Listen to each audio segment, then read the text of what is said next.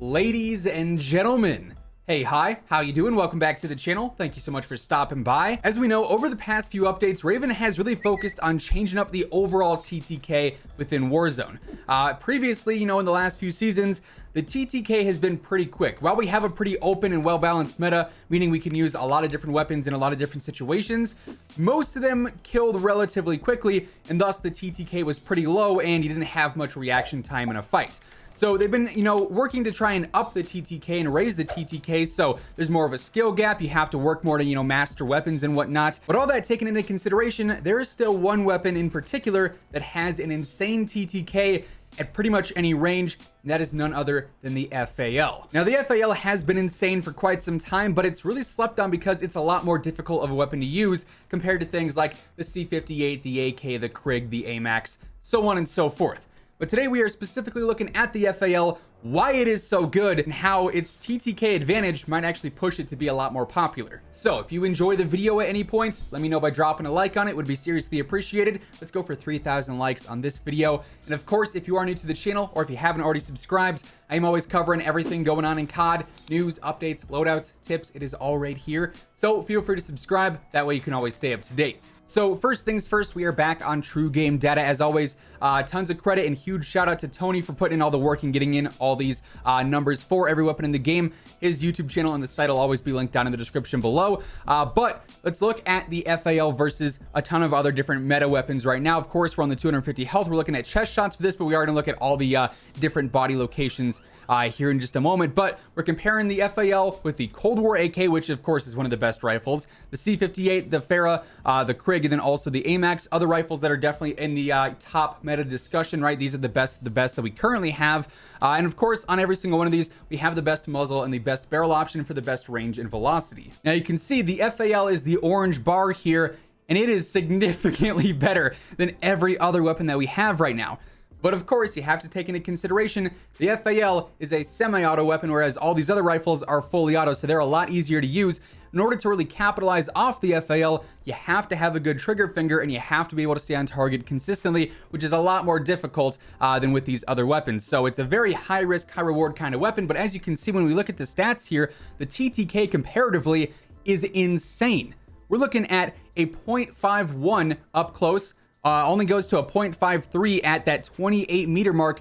Everything else is 0.6 or higher. So that's a pretty significant increase compared to the FAL with all the other close range TTKs. Of course, most of these rifles you're not necessarily using at a close range.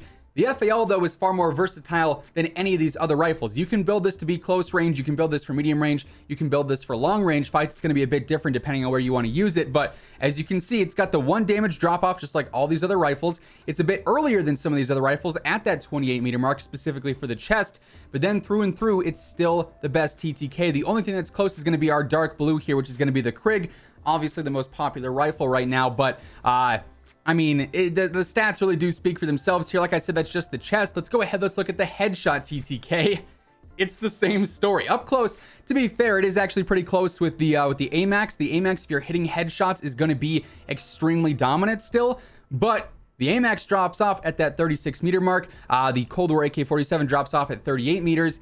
The FAL never drops off. So if you land 1 headshot in the mix, you're going to be looking pretty in that gunfight. If you land 2 headshots in the mix, that's a GG. That's all she wrote, right? Like, it's no contest at that point. You can see all these other rifles, while they have good TTKs up close, they just don't have that comparison over range versus the FAL. The only thing that's even close then is going to be the C58, my personal favorite rifle, which does also not suffer from that damage drop off. If you hit 1 headshot, you hit 2 headshots, it's going to be very, very dominant. But even then, the FAL does beat it out. Let's go ahead. Let's look at the stomach TTKs. Same deal.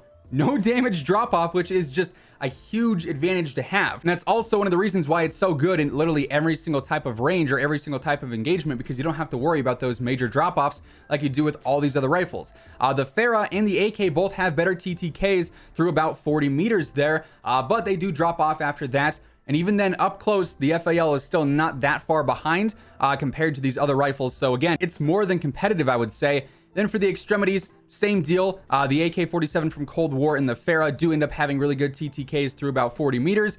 Then the FAL takes over yet again, and it's no contest through and through. So, overall, between all the different shot locations, the FAL is the clear winner here, but like I said, it does have the higher skill gap.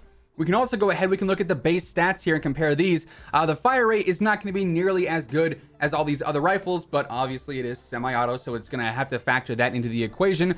The ADS, relatively competitive though. It's a bit faster than the AMAX, about on par with the FARA. A little bit slower than things like the AK or even the Krig, but then again, you look at all the damage and it's really not that close.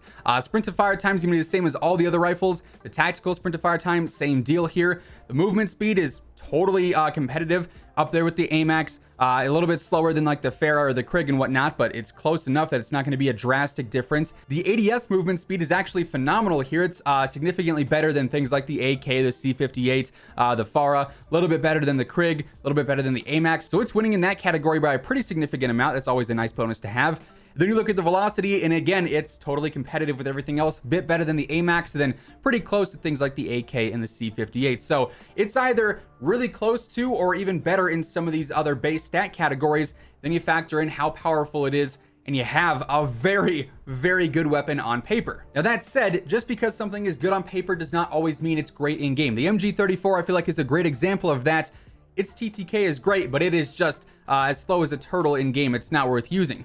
Let's look at the stats here though in terms of popularity. Obviously we got the Krig as the most popular rifle as I'm recording this right now. C58 is up there, FARA is up there, the Grau is even up there now. AMAX is still top 20. If we go down, we're gonna find the FAL way down here at 48.1% of the player base is using the FAL. Why is that?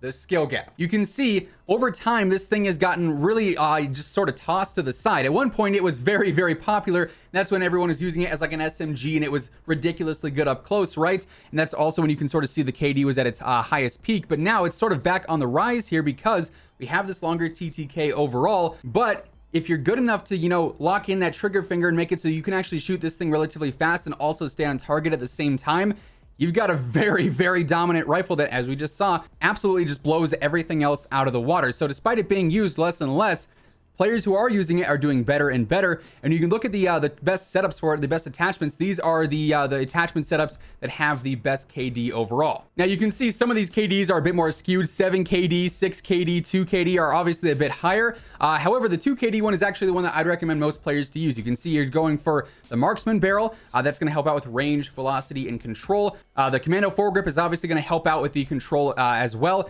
Tac laser is going to give you some speed and stability. The monolithic suppressor, of course, no brainer. Better velocity, better range, keeping you off the minimap. And then also the 30 round mags is pretty much a must have. And that build in general has an average 2 KD. These ones above it aren't necessarily as practical. I wouldn't ever recommend using FMJ in Warzone. It's kind of a useless perk, way too niche and just a waste of an attachment spot. So these first two kind of obsolete, and also a 7 KD average is a bit more unrealistic. Even the 6 KD one is a bit more unrealistic, but this build is built but this setup is built more to use as an SMG in a sense. Even though you are using the marksman barrel for, you know, more ranged fights, it gives it that versatility because you're using no stock, you're getting better mobility and better movement. You're still using the 30 round mags, the tac laser for that better ADS time, and the mono suppressor, but you're not obviously using this as many ranged fights. So these two I would actually recommend quite a bit. This one with the 6.74 average KD is definitely more so that close and medium range version of the FAL. You could run that with like a FARA or a Krig as your close range secondary, or you use it as a primary and use like a sub as a secondary like you would normally, and go for the marksman, go for commando, tac laser, mono, and 30 round mags. Or you could even use it as like primarily a long range weapon. As we saw, the long range TTK is pretty much unmatched, and that's where you'd go for something like the VOK 3x optic. Obviously you still have the marksman barrel on there, you got the tac laser, mono suppressor, 30 round mags. You just don't have an underbarrel in this setup, but again, that'd actually be really dominant in a long range engagement. You have that long range visibility thanks to the 3x, bit easier to stay on target and track enemies with that. Also, there is one other tip that just so happens to coincide with one of my favorite sponsors and one of my favorite partners, Scuff. This is the Scuff controller I use, right? And they offer these things called digital tap triggers and bumpers. And that basically makes it so that when you press the trigger here, you guys can see I'm pressing the trigger all the way in and it doesn't move like at all. It basically makes it so that your triggers turn into mouse clicks in a sense. You don't have to pull the trigger all the way down. Actually incredibly beneficial. And in terms of like using the FAL, suddenly you're able to spam that thing like it were a fully auto weapon, right? So hey, little quick plug, code Immortal on all Scuff controllers gets you that nice little discount. I've been using them for almost a decade now at this point. Couldn't play without them, but that's actually a big help too. So if you have a fast trigger finger and you're able to track players well, obviously, as you can see, despite the low pick rate, the stats sort of speak for themselves. The TTK is unmatched. The KDs, when you're using a good setup, are incredibly above average. Like, the FAL is actually a beast in the current meta. That's going to wrap things up for today. Hopefully you enjoyed the video. Hopefully you learned something new. If you did, let me know by dropping a like on it. And of course, if you are new to the channel or if you haven't subscribed yet, I am always covering everything going on in COD. So feel free to subscribe. That way you can always stay up to date. Once again, and as always, thank you so much for tuning in. And until next time, take it easy. Have an awesome rest of your day. And I will catch you guys later. Peace out.